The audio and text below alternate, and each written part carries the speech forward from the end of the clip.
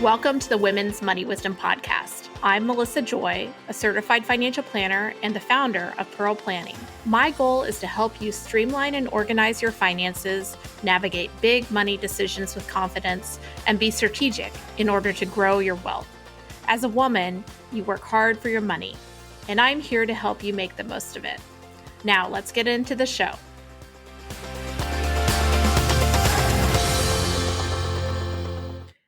Welcome back to the podcast, and it's Melissa Joy here today. Just thrilled to be talking about a topic that I think is on everyone's mind, but you may be afraid to ask. This is so important. When should I get serious about retirement and retirement savings? And I think this is a topic that everybody knows is important, but they don't really know enough to make sure that what they're doing matches what they need to be doing. And so I just thought it was always the right time to have this discussion. And I know going in, you may be rolling your eyes to say, well, I've heard from financial people, what you should be doing is just get started retirement saving way back 10 or 20 years ago, knowing that most of our listeners are Gen X and millennial women. And, we used to be the babies in the room, but we're not anymore. We're really in that financial adulting phase. And so you may be feeling like, yeah, I know I'm behind, but what am I supposed to do about it, Melissa? But I really want to break this episode into three groups. I feel like there's the super savers that started early. Maybe their parents were really nudging them or even helping them to do saving. And they have a unique set of challenges. And then we've got the people that are just plodding along. They're doing some saving, but not sure how much. I'd say they're the middle roaders. And then there's another healthy group of you, and all is not lost. Do not be afraid to listen to the rest of this episode. But you may be, for a variety of reasons, whether you weren't able to get started or had setbacks along the way behind. And so I want to talk to each of you as a group, and you may identify with one or another, and it may be that you are a little bit of both, but I want to talk to you about where you may be based on that group. If you are not in one of these groups, you probably have friends who are. And let's talk about some realistic things that you can do depending on which group you're in. And, I'd love to give you a little bit of a perspective of how a financial planner looks at things. I think the assumption may be, oh, I'm going to be judged when we start to have this conversation or discussion. But believe me, we see all types of situations. And really, as a financial planner, at least the ones that I know who are really committed to improving people's lives, they aren't judging you based on where you're starting from. They're judging the actions that you're able to take, or not even judging, but they're assisting with the actions that you can take to improve your circumstances or situation. So without further ado, let's break down these groups. And I want to start in reverse. Let's start with the people that are they have no clue where to start. They're way behind. You'd be surprised some of the people that fit in this group. Of course, there are people that have had either setbacks because they've had to make shifts in their career or chosen to make shifts in their career. There are people that have gone through significant life events, whether it's being widowed or divorced, where you didn't have any control of the circumstances, but you find yourself starting over. Another big group that doesn't necessarily do retirement savings because they're too busy being successful in another area of their financial life is actually business owners. You'd be surprised. You just don't always get started with that retirement plan right off the bat, even if you own a really successful business. So if you're just sitting there and you're like, I know I should have been doing something, but I haven't already, then there is no time like the present to get started. First of all, go ahead and evaluate your options. And one of those pieces of evaluation is there any money available to be saving? If you can't find that in the budget, then go work on the things that will allow you to free up your cash flow, be that increasing the amount of money you're making or starting to understand the savings programs or options that you have. If you don't have any savings options, let's say that your employer doesn't offer a retirement plan, you may still have choices. And if all else fails, as long as you have enough money, you can also invest in a taxable investment account that nothing says that all of your retirement savings has to be in a 401k or IRA or Roth IRA or things like that. We just did an episode recently which talked about the different ways you can get started investing after you kind of exhausted your pathways and retirement accounts. So, listening to that episode would definitely be helpful. But this group in particular, I think needs to consider paying for a financial plan. A lot of times financial planners work with people when they already have investment accounts because they end up having their accounts managed, and then that's the way you pay for things. So for this group of people, all is not lost. You can definitely pay for a financial plan that's separate from managing investments. And I would certainly recommend that to kind of right size your cash flow if you have cash flow issues, but also identify where the money should go to. That would be money well spent, because also you're in a group, at least as I'm assessing, and I'm overgeneralizing, I'll say, you're in a group that needs to do everything right. You need to be catching up. You need to be very serious about things, and you need to be realistic about what your options are beyond Social Security, which hopefully you have.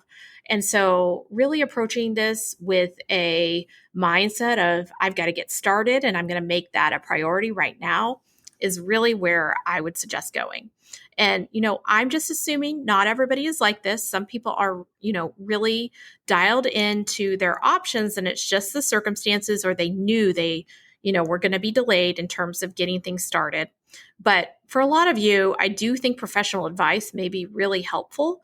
And, either reaching out to a company like ours or to a group like XY Planning, where there are often people that will charge you for a financial plan versus making sure that you have enough money to invest before they're willing to take you on as a client. XYPN.com, the XY Planning Network, that's a great resource. But do go out and seek the advice of a fiduciary if you think you do not know where to get started. Now, this is not, if you're sitting in a circumstance where you're just buried in debt, then I would go take a step back and start with a credit counselor or a pathway where you can get out of that debt before you get the retirement savings started. So this is one step ahead of that. But that's what I would do with that group where you're just like, should have done something, or, did not have control of my circumstances, but I want to get really serious about things. And unless it's the day before retirement, there should be some room for you to improve your circumstances. I often see people, even 3 to 5 years prior to retirement, making huge changes in terms of their outlook and their picture with realistic, sober, hardworking, kind of, roll up your sleeves and get things done attitude toward getting ready for retirement. Flexible thinking really helps too. You don't get to control all things. If you're going into a situation where you just don't have, the perfect, all the stars align for things being perfectly planned, then you need to be flexible, perhaps in the time of retirement or, what you're going to focus on. You may need to make changes in other parts of your life. Okay, let's talk about the group in the middle. Many of you have been really focused on retirement. You're making some contributions along the way. I call it plodding along, but that's actually a good thing because sometimes boring is better. But you do the things at work to make your contributions, you get your match, and so you've got some money saved. It's growing. But you really, and I hear these people all the time, these are typical people that reach out to us. You're just not sure what that would mean when it actually comes to retirement. You are not alone. So, if you find your retirement accounts are kind of getting higher, they're, maybe somewhere between $100,000 and even $1 million, especially if you're in a family where you work on retirement savings with a partner. Well, when I think about getting serious about retirement for this group, what getting serious about retirement may mean is that you start to have a more clear picture of what retirement could look like. And that's not just like, how much money do I need to end up with at the end? Because in fact, retirement planners and financial planners like me know that there's no magic amount of money that you need. It really needs to be matched, that magical amount, to your personal circumstances. And you may roll your eyes and say, Melissa, no, I want to hear the magic solution. But the very specific solution that is magical for many families has to include your specific financial circumstances. What's included in that? Well, do you own one house, or do you also have a vacation home? Are you planning to pay for college for kids that hasn't come up already? Will one spouse retire at the same time as another? Are your ages the same? Also, we would want to think about the income that you expect to have until retirement. And do you have any pension income, whether you were a teacher or a government worker or had a corporate pension from back in the day? all of these specifics don't quite work in just pulling up a retirement calculator on the big 401k websites like Empower, Fidelity, or Vanguard. Instead, you need a little more specific and customized financial planning advice and use of software in order to see the options for different retirement scenarios. For this group of people, you probably or could be in your 40s and 50s or even 60s. And now you are, really starting to dial in on tell me what retirement looks like. Because I know I've done some of the right things, but I'm not quite sure what to do now. And so then the role of financial planner is to tell you where you're doing a great job and also uncover some of the opportunities and help you make better decisions by identifying your choices and narrowing them down to the choices that make the most sense for you based on your life, your needs, your preferences, how you approach things. A lot of psychology and personality kind of fits into that if you work with the right financial planner. So for this group of people, what I think you need to be doing now is kind of refining, weeding, for lack of a better word, simplifying in spaces where maybe you've collected a bunch of accounts because you've worked a few places along the way and maybe you don't need quite as many. And then making those accumulation years, those years where you are earning good money, making them really count by both being able to say yes to things that you want to do right now, but also keeping an eye toward retirement and kind of planning for your retired self as well. It may sound like an advertisement for financial planners. That's just because of the world that I know and live in, but this can be a really powerful engagement to work with a financial planner to, really get to know what things are going to look like over time and have very specific advice on what is hopefully getting a little complicated because you have a little more money and a little more opportunity, but it's not all, kind of just like, hey, go max out your 401k to the amount that you get a match, or, do a Roth IRA and you'll be good. The advice starts to get more specific and a little more complicated. And this is where a well-trained technical financial planner can really help out. Okay, so super savers, I'm generalizing, but this group of people may have been, kind of raised to save. Maybe mom and dad or grandma and grandpa really instilled in you, you need to open a Roth IRA in your 20s. And you've just all along the way been extremely focused on saving as much as possible.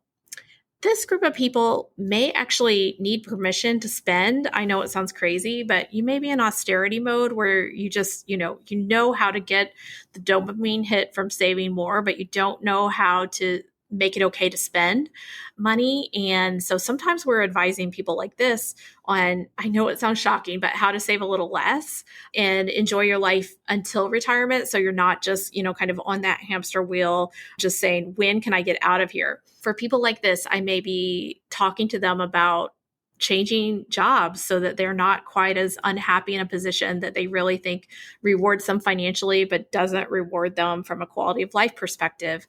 Maybe people like this also, if you're in the messy middle, you've got kids in childcare or activities and maybe taking over care of aging parents.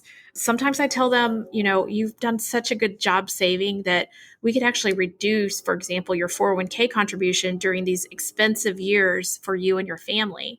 And I know that sounds wild, but if you're the super saver, getting serious about retirement may mean making some adjustments down in terms of what you save because you saved enough, but you're feeling like you have to really scrimp on your current life and lifestyle.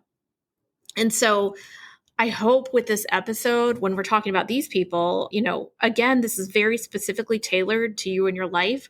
The other thing that this group really needs to see that isn't as clear, you've been a superstar, rock star when it comes to saving, but I find this group really finds it difficult to start spending their retirement money when they actually do get to the point in time that they retire. And so I know it sounds ironic, but these people really, even though they as a group are just naturals when it comes to reading up on personal financial literacy and taking advice when it comes to getting ready for retirement, they need some different help in terms of helping them, kind of holding their hand or helping them to make decisions about how to spend money in retirement. And you even may even need to be planning seriously about how to do that spending well in advance, even years in advance, so that you start to get comfortable with the process, because these are types of people that just never know if there's enough, and they've been taught to be a little bit more pessimistic about the right amount being enough. And so they always want to kind of be able to kick the tires and have proof that things are going to be right. And so in that case, we need, a longer period of time to kind of illustrate in very specific ways. I just love the ways we're able to visualize what retirement might look like for people that I wasn't able to do years ago, or even a couple years ago. We can get really specific when it comes to the taxes in retirement and things like that. But that's another time period where it's time to get serious when you're starting to think about spending it. So there's all sorts of entry levels in terms of when to get serious about retirement.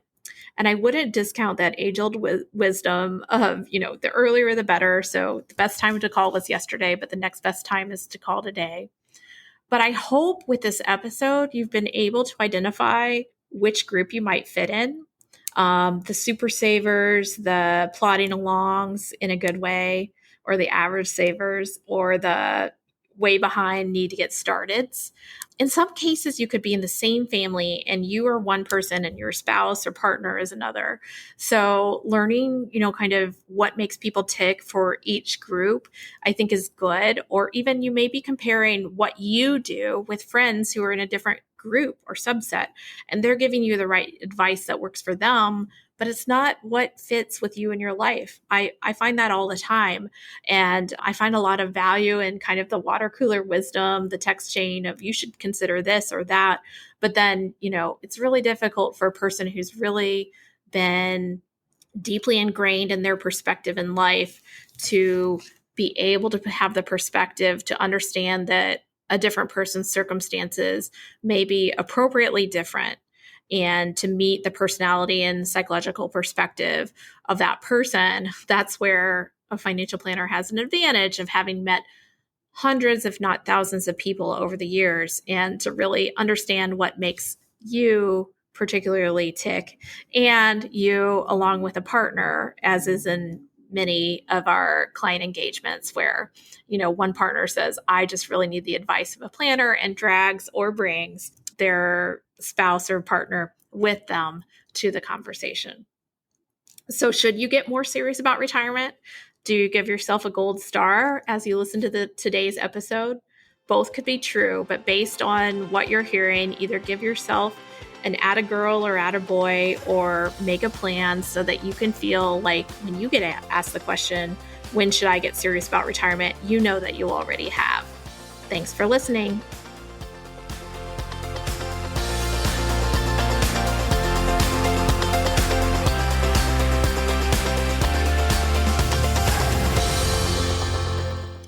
Thank you for listening to the Women's Money Wisdom Podcast. If you found value in this episode, the best way you can support the podcast is to forward an episode to a friend or leave a review. Go to pearlplan.com and the podcast link to get all the resources and links mentioned.